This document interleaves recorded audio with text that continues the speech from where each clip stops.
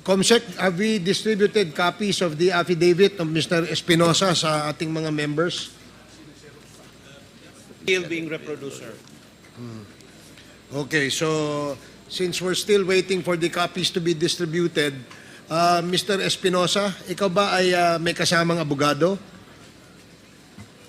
Yes po, Your Honor. May I know who are the counsel of Mr. Kerwin Espinosa? Can you please enter your appearance before the committee? Good afternoon, Mr. Chair. Good afternoon, Your Honors. Counsel for Roland Kerwin Espinosa, I am Attorney Mark Antonete, respectfully appearing, Your Honor. Okay, thank you. Good afternoon, Mr. Chair and the Honorable Committee. Attorney Raymond P. Palad, appearing as counsel for Roland Espinosa. Good morning po. Thank you, Attorney. So, okay, so let us proceed. Siguro, pwede bang umpisahan mo, Mr. Espinosa, kung ano ba ang yung pakay? Ano ba yung motibo kung bakit nandirito ka? At ikaw ay nagbigay ng sinumpaang salaysay sa committee ito. Ako po ay humihingi, Mr. Chair, sa opening statement ko na ginawa ko kagabi. Meron ka bang opening statement? Mahaba ba yan o maiksi? Maiksi lang to, Mr. Chair. Okay, sige. Please proceed. We will allow you to read your opening statement. At You wanted to ano, no? bago ka pumunta sa ibang tao dito, magpaalam ka muna dito sa... Opo. Okay, tapos ka na ba? Tapos Okay, na. sige. Okay. So now that he has already concluded his statements, meron ho tayong listahan ng gusto pong magtanong kay Mr. Espinosa. And number one on the list is Congresswoman Jinky Luistro. You are now recognized. Thank you, Mr. Chair. Before that, just a reminder, every member who wish to interpolate will be given 5 minutes, 10 minutes, I'm sorry. Yung 10 minutes na yon, hindi ho kasama yung reply nung sasagot. So, and no interjections. Let me reiterate that there are no interjections dito para magkaroon kayo ng enough na time para makapagtanong. Congresswoman Luistro, you're now recognized. Please proceed. Thank you. Can you please confirm if you are the same Roland Eslabon Espinosa, a.k.a. Kerwin? Kayo po ba ito? Opo. Yes po, Your Honor. And do you confirm the truthfulness of the contents of this affidavit? Opo, Your Honor. Hindi po ba kayo tinakot, binayaran, pinakiusapan, pinangakuan para gawin ang salaysay na ito? Wala pong nangyari na ganyan, kundi ako mismo nagpatulong sa abogado ko na magpunta dito sa mga congressman para nagbaka sakali ako na makamit na ang mga nabiktima ng EJK sa nakaraang administrasyon.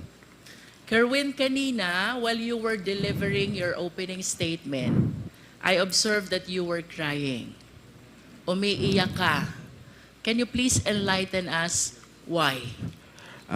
Kasi sa panahon na nandun ako sa EIDG, na nakaburol ang papa ko, humiling ako sa mga pulis doon na sana pagbigyan nila ako na makauwi.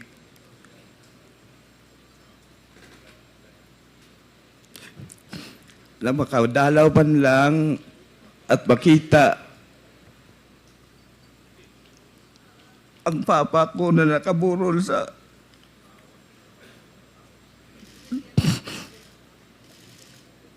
Kerwin, of course, you believe that your father, the late Mayor Espinosa, is a victim of ruthless killing. Is this your position, Kerwin? Yes po. Pero alin ba yung mas nakakaiyak?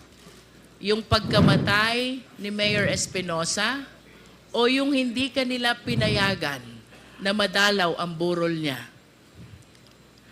Pareho po yung dalawa na hindi ako pinayagan na makauwi sa lugar namin para makita sa kahuli-hulihan na panahon ang daddy ko.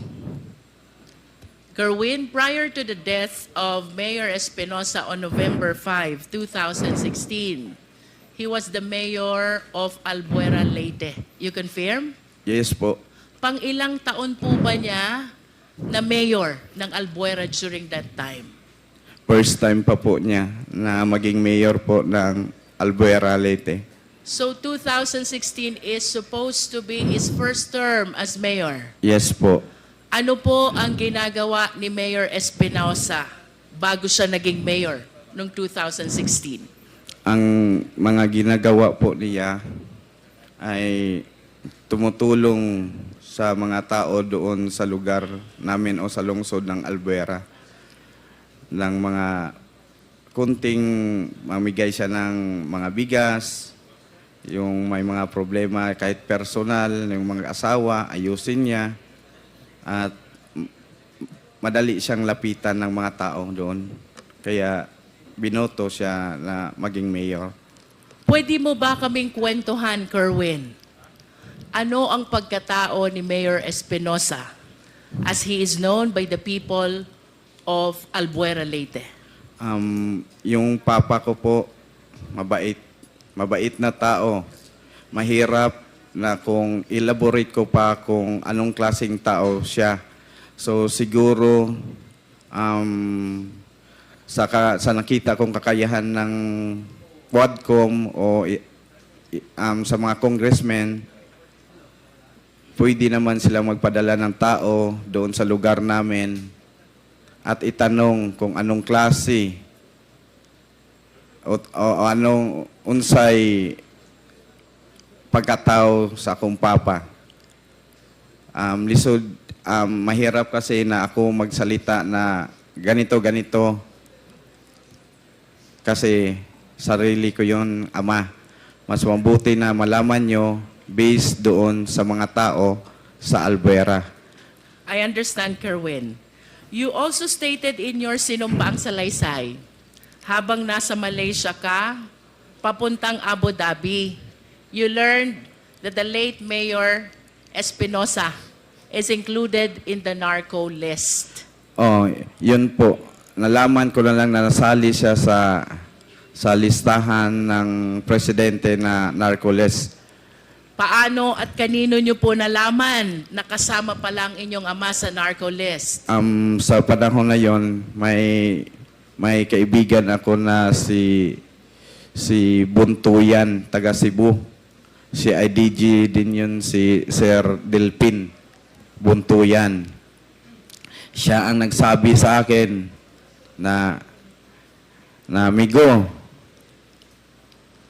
ang imong papa na apil sa narcolis ni Presidente.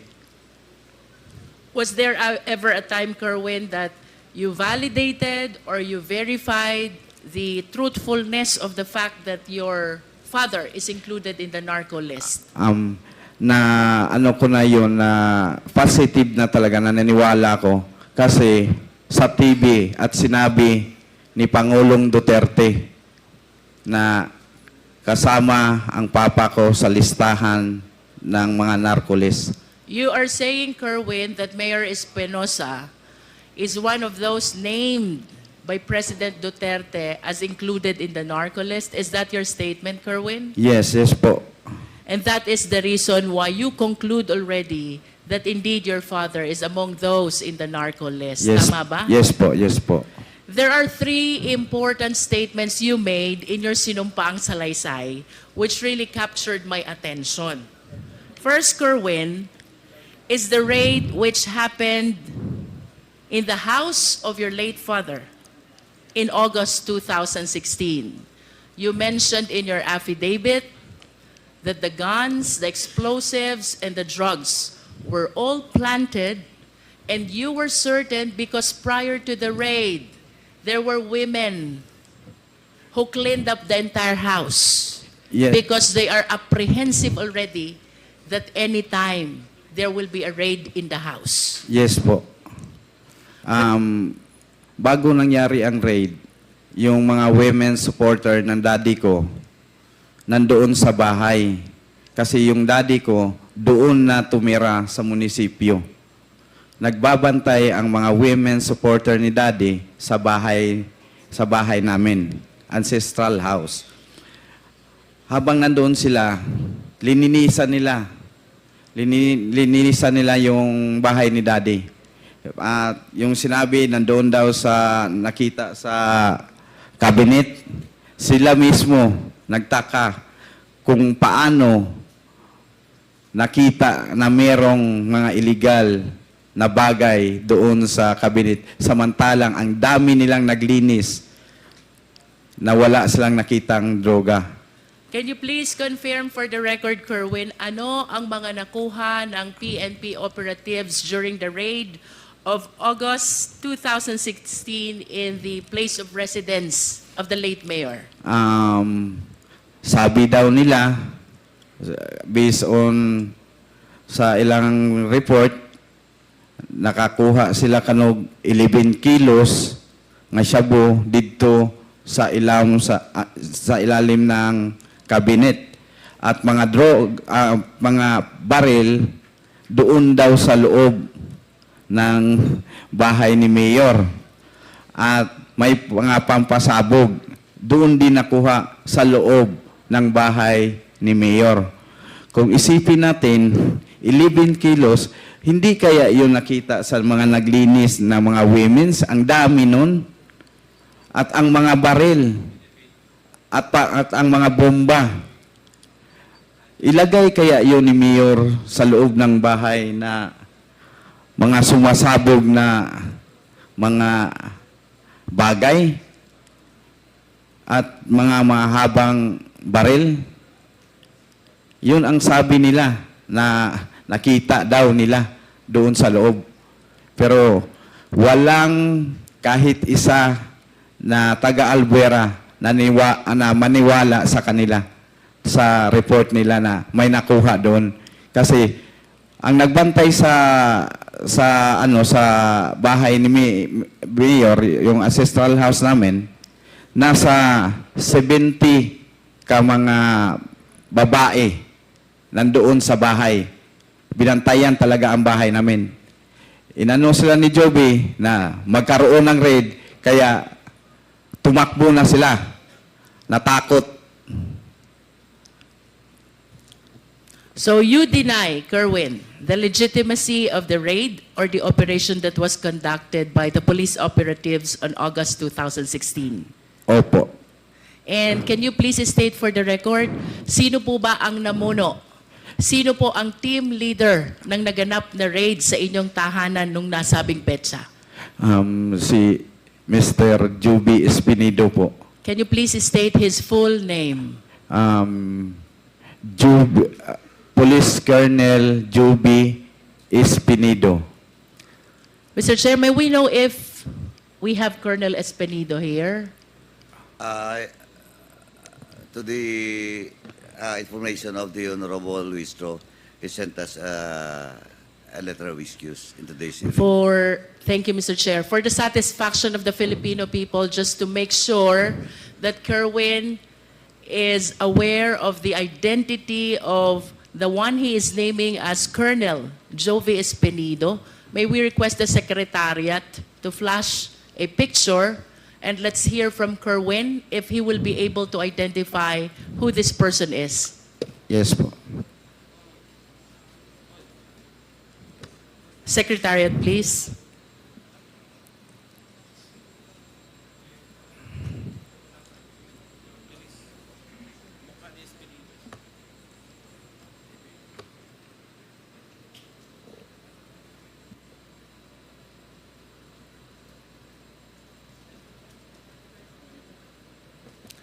While we are waiting for the picture, Mr. Chair, the second statement which captured the attention of this representation, Kerwin, is the raid and the killing of Mayor Espinosa on November 5, 2016, which happened in Baybay, Leyte.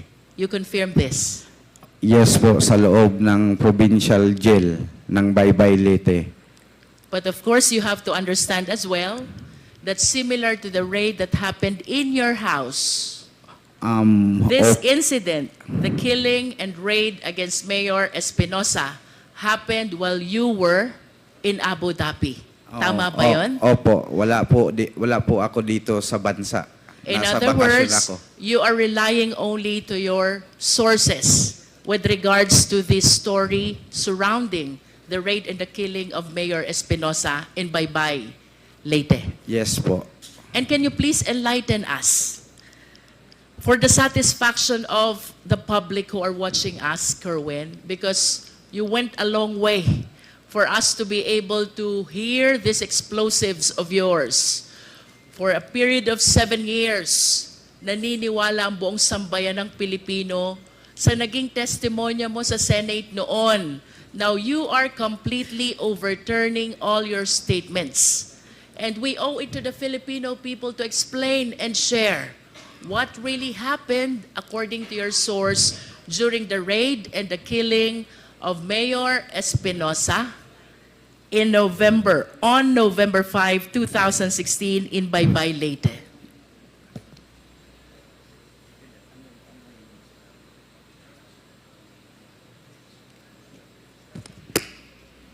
Mas gusto ba niya Tagalog? Parang masarap siya sa Tagalog.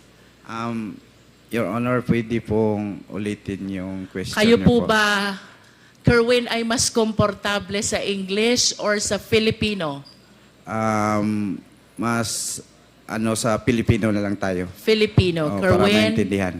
you mentioned, nabanggit mo sa iyong sinumpaang salaysay, bagaman ikaw ay nasa Abu Dhabi noon, ng iyong ama na noon ay nasa Baybay, Leyte Provincial Jail, ay ni-raid at pinatay ng mga operatiba ng pulis. Nasa Abu Dhabi ka noon at ikaw ay nagtiwala lamang sa testimonya ng mga taong naruroon sa insidente. Nevertheless, Kerwin, can you please share to the Filipino people, what do you believe? Ano yung pinaniniwalaan mong tunay na pangyayari sa loob ng Baybay, Leyte, kaugnay ng pagkamatay ng iyong ama?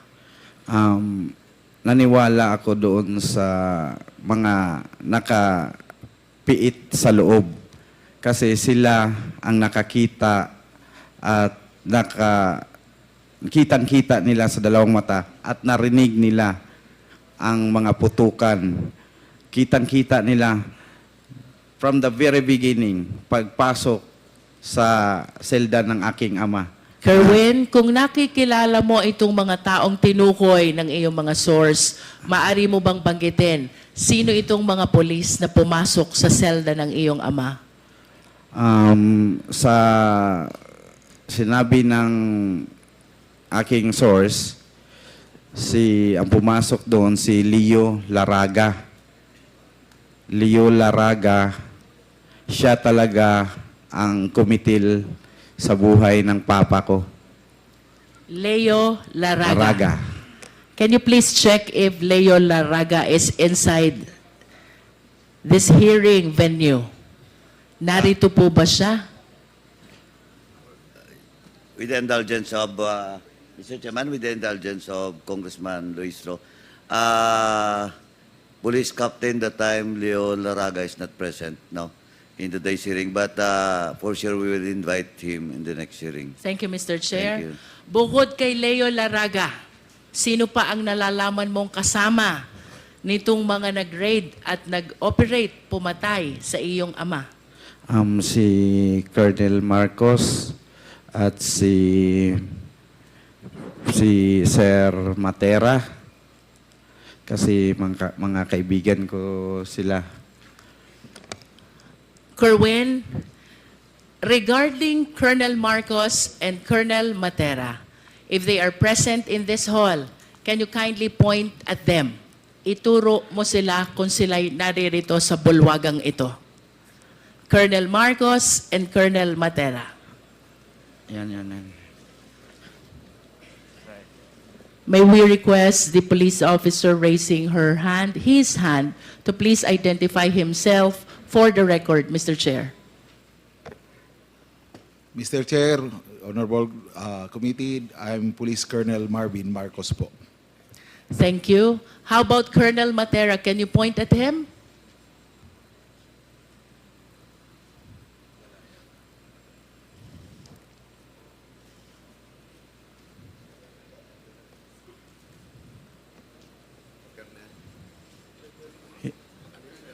Hindi, wala dito. Hindi ko It's nakita. okay, Kerwin, if Colonel Matera is not present in the hall. Okay lang yon. Ah, po. I am certain that the Quad will be inviting him as well. Kerwin, bukod sa mga nabanggit mong pangalan, meron ka pa bang kayang tukuyin na kasamang pumasok, nag-grade, at pumatay ayon sa'yo at sa mga sources mo kay Mayor Espinosa?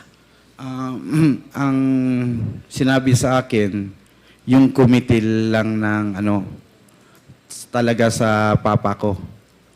Na kasi humihingi ng ng papa ko, nagsasalita siya na, wag po sir, wag po niyo akong patayin. Who were present? Sinong nakasaksi dun sa sinasabi mong pagpaslang sa iyong ama? Mga detainee po.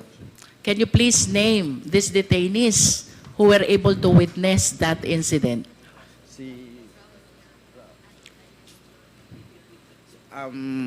A certain Dondon na taga sa amin sa Albuera. At si Raul Yap na matay naman yun. Patay man si Raul Yap.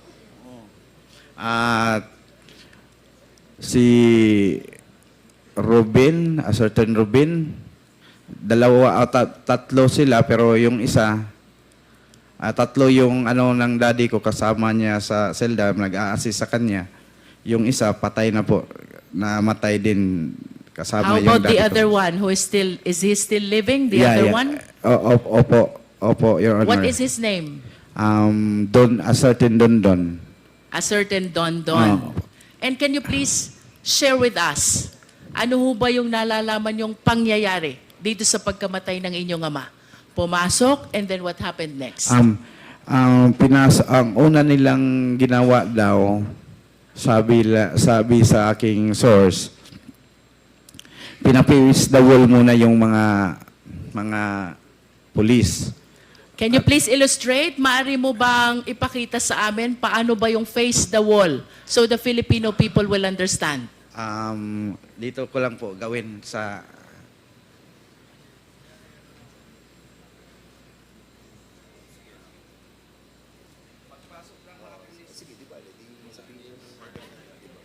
Pagpasok ng mga pulis, ang ginawa, tinutukan sila ng baril at dinisarmahan ang mga Can you please provide a microphone to Kerwin? Baka abot yung nakay Comsec.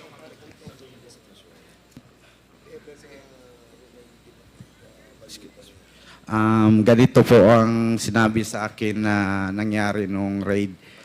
Pumasok yung mga operatiba at dinisarmahan ang mga on duty sa oras na yon. Nung pagkatapos nilang nadisarmahan, ganito po, pinapace the wall sila.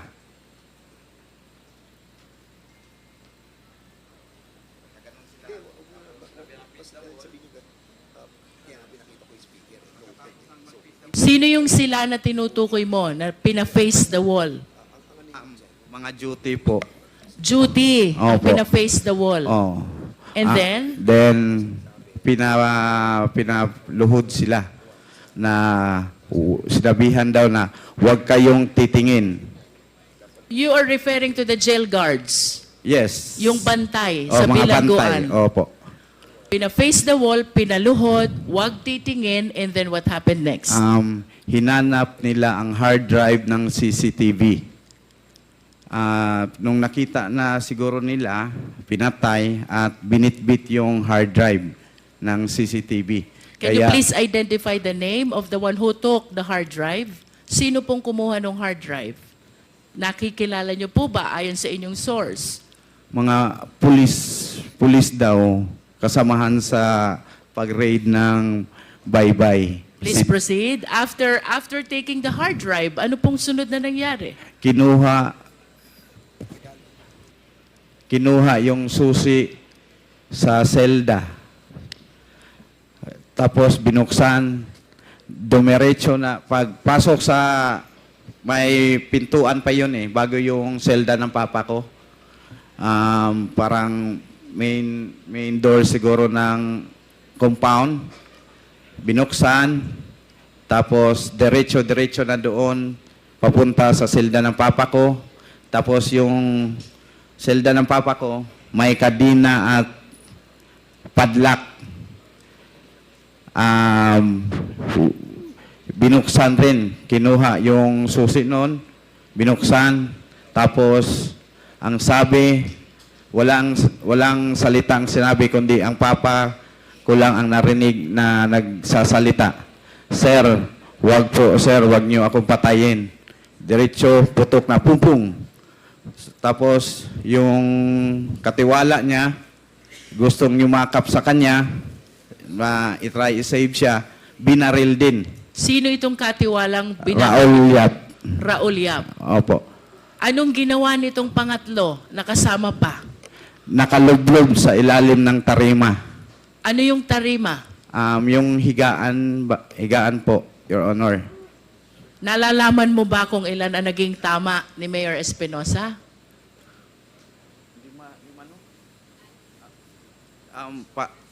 Hindi ako sure or more than five More than 5. more than 5 bullets ang na tumama sa kanya.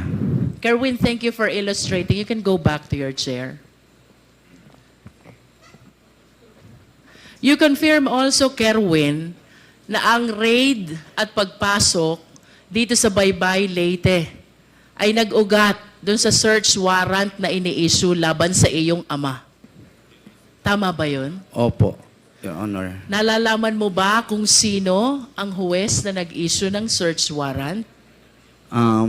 Kasi tatlong judge ang kinuna nila na mag-apply ng search warrant.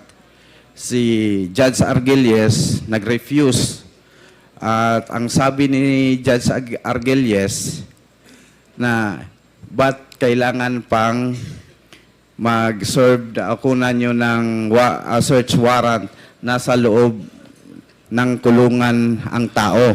Nag-refuse si Judge Argelies. May judge na certain Janet ba yun? Janet, apelido niya? Cabalona. Saan yun? Doon sa Samar, yun ang nag-issue ng search warrant. Sa pagkakaalam ko, yung si Janet Cabalona ay parang relatives ng asawa ni Sir Laraga. Pwede, Mr. Chair, pwede magtanong? Sige. After perhaps we conclude the interpellation, Mr. Chair. Pagkatapos ni Congresswoman Jinky, bago tayo pumunta sa susunod na magtatanong, tsaka mo sabihin yan. Okay pa. Mr. Chair, our resource speaker mentioned already the names of the judges. Some refused to issue the search warrant, while there is one who indeed issued the search warrant. I just wish to manifest, Mr. Chair, that it is very unlikely in the practice of law that a search warrant is being issued to search a confined place, much more a detention facility. That is for the record, Mr. Chair.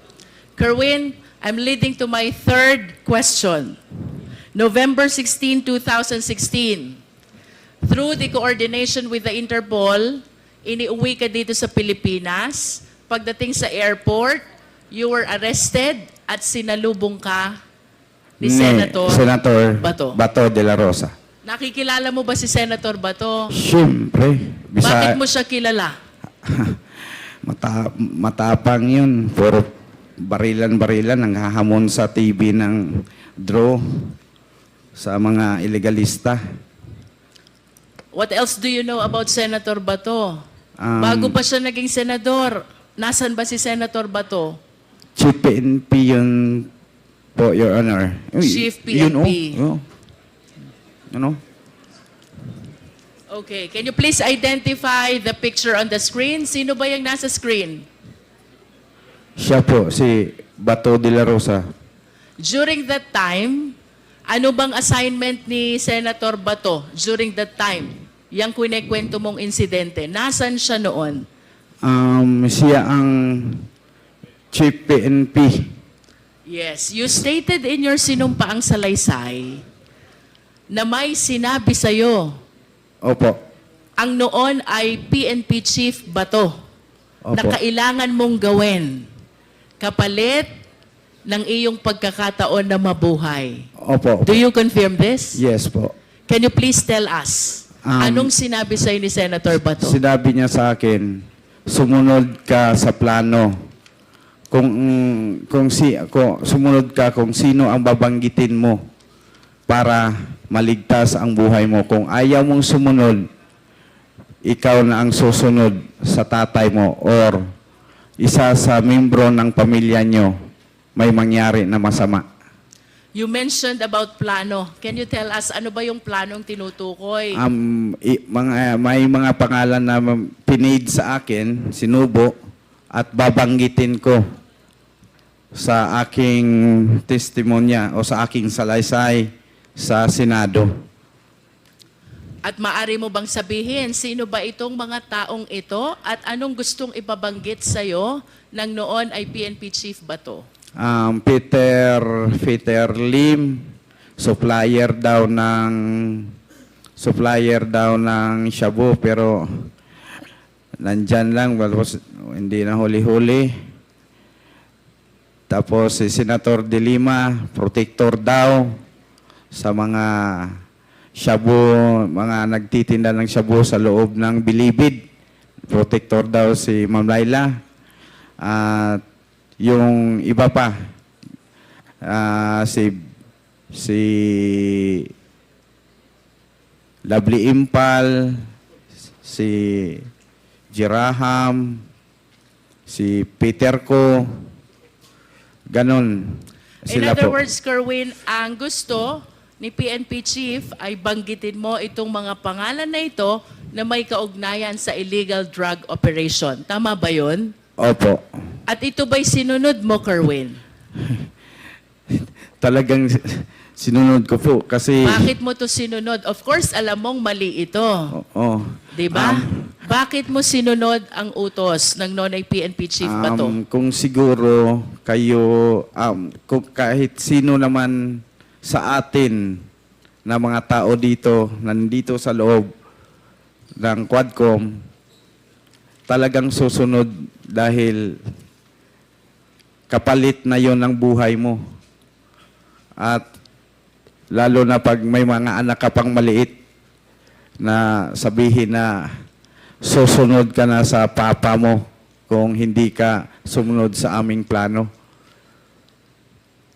Mr. Chair, I wish to make a manifestation that with respect to the raid of the house of the late Mayor Espinosa, which happened in August 2016, our resource speaker, sadly speaking, has no personal knowledge.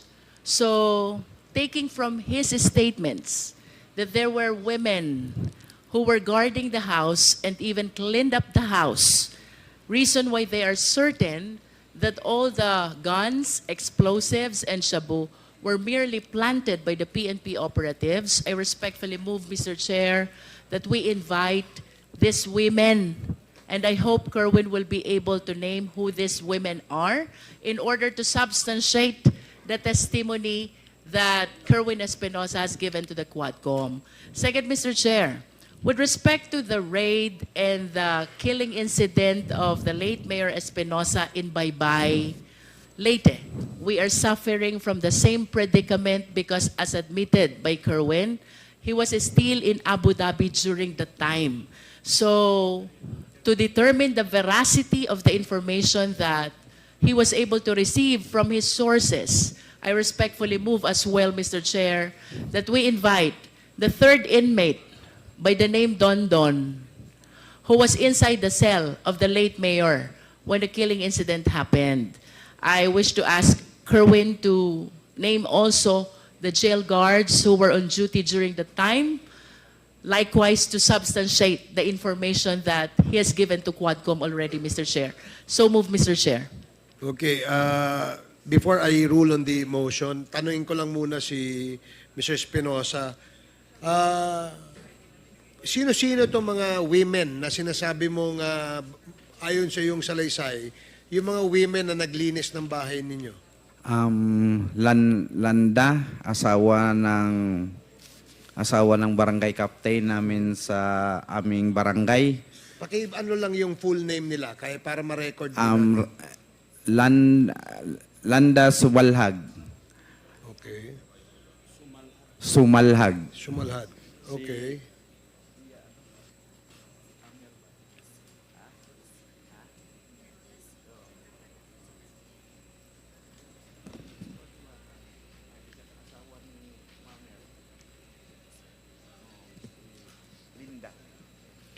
Linda Rosal. Linda. TC de la Austria. Yang tatlong binanggit ko, sila na ang Maybe 10 minutes. magpatuloy na magbanggit kung sino-sino ang kasama nila doon sa mga women's supporters ni Daddy. Yung isang witness na nasa loob ng kulungan na isang PDL din, anong pangalan niya? Dondon, a certain Dondon. Certain Dondon.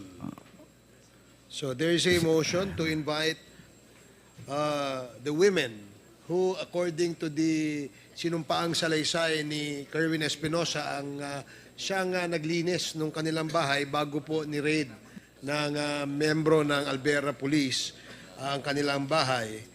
And a certain Dondon who is a PDL and who apparently saw the incident that happened inside the jail. Is there a second? Is there a There's a second. Are there any objections?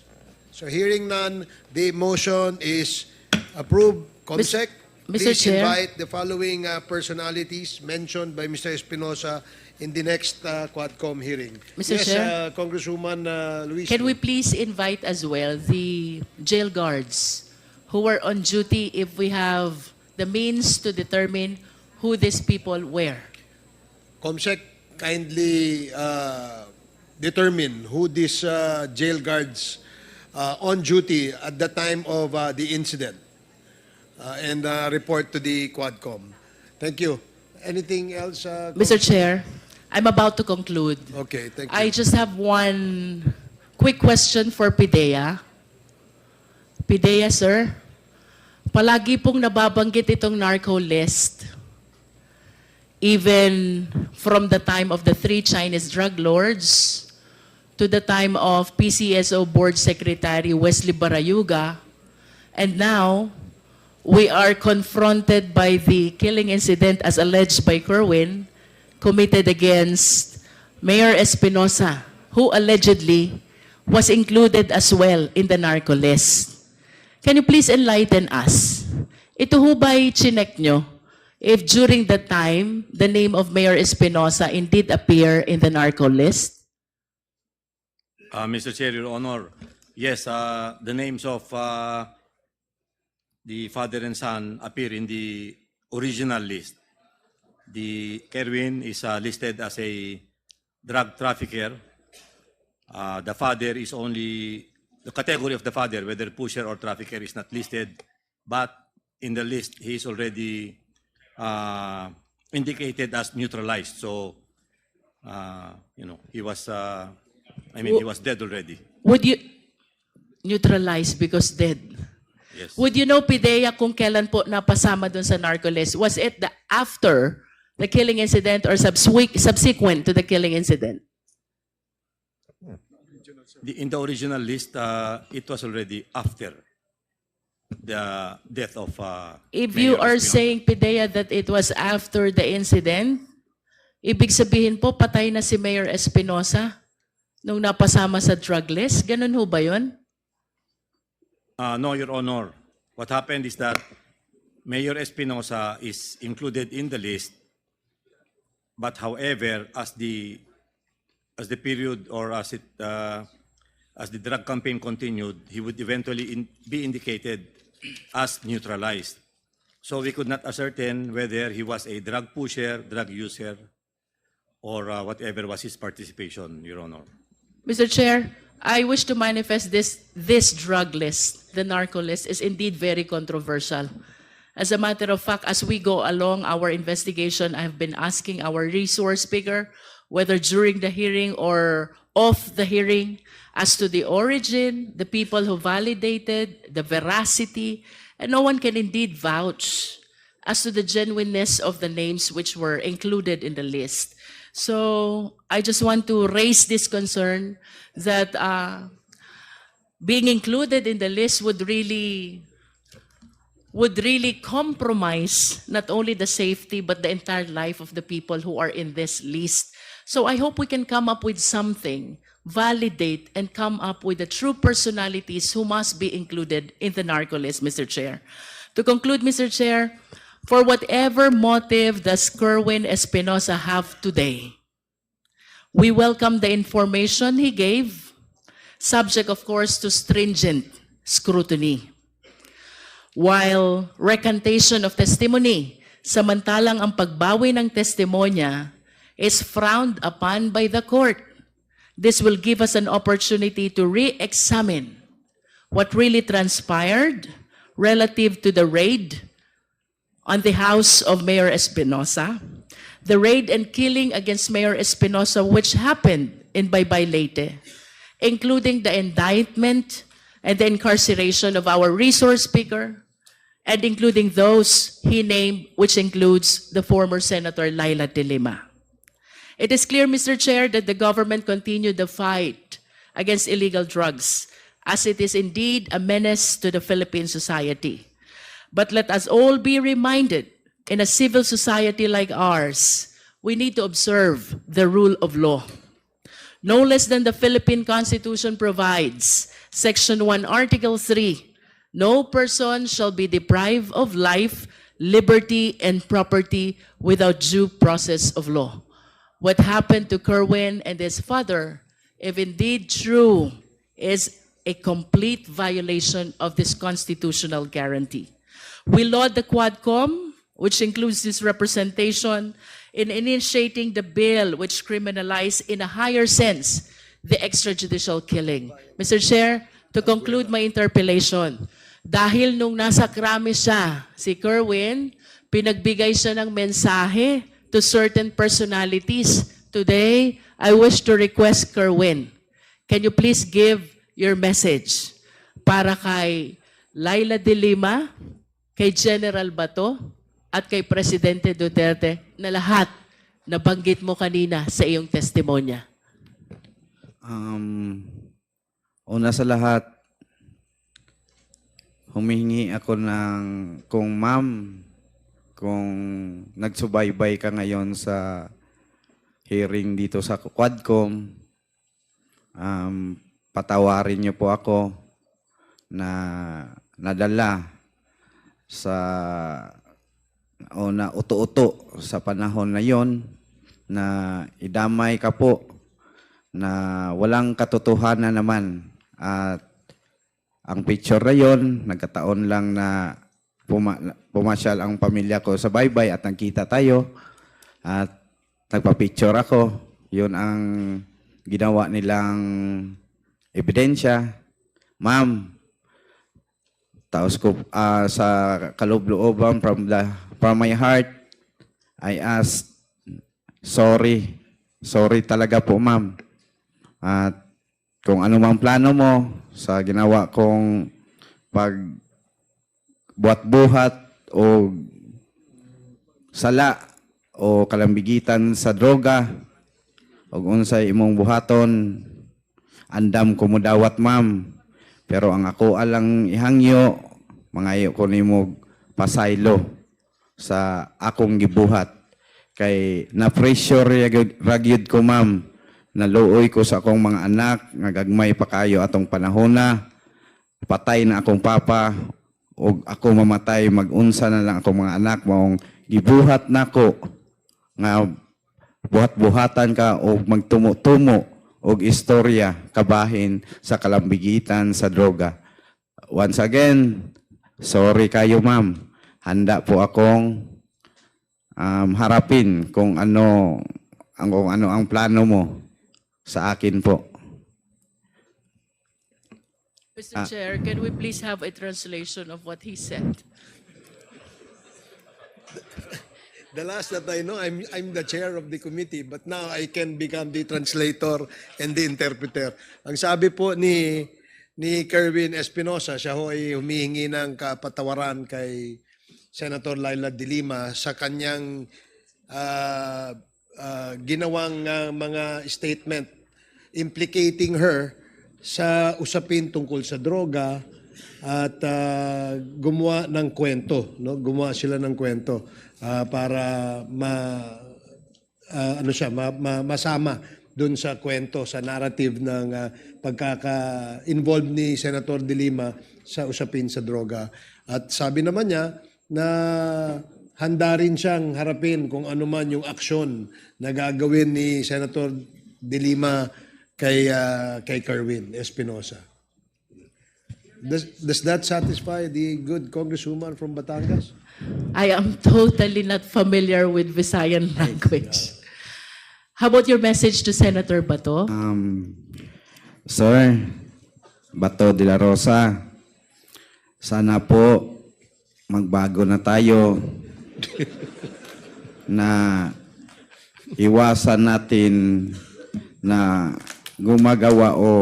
gumagawa lang ng senaryo dahil sa politika na masira ang isang tao kasi hindi kalyado natin. Iwasan na po natin at wag na natin gawin na pilitin na gumawa ng kwento para lang ma-pin down ang isang tao. Yun lang po ang mabigay ko kay Senator De La Rosa na mensahe. At sa ating Pangulo noon, ang ano ko lang kasi pinagbigyan ako na makapagbigay ng mensahe, Mr. Duterte, sana po i-validate niyo po bawat report na marinig mo sa iyong paligid na ganito, ganyan, si Fulano. I-validate nyo ng maigi para walang taong masaktan. Lalo na ngayon na tumakbo ka ng mayor, huwag kang magpasulsul sa mga nakapaligid sa iyo. Yun lang po. Last, Mr. Chair, I understand that your family went through a lot because of this incident. If your father is watching you right now, anong mensahe mo kay Mayor Espinosa? Ang mensahe ko kay Daddy,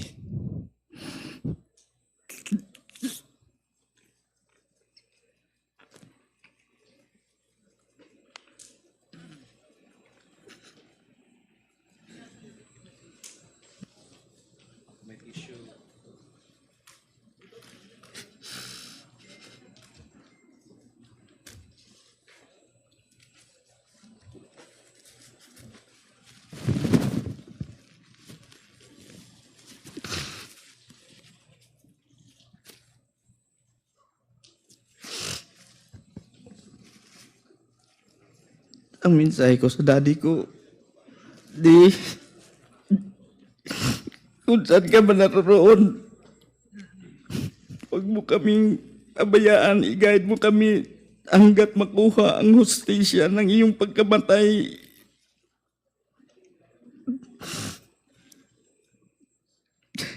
Salamat sa lahat na pinadama mo sa amin nung ikaw ay nasa kapiling ka pa namin na bilang ama.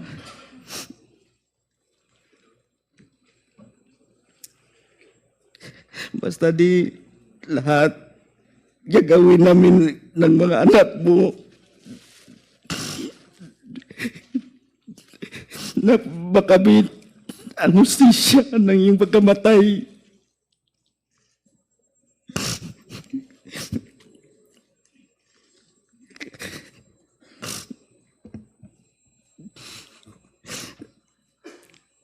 Padayon na lang di sa imo pagpanaw. Ayaw na kayo una-una ang naitabo kanimo. Kaya ako di anda mamatay para makuha lang yung hustisya di mo.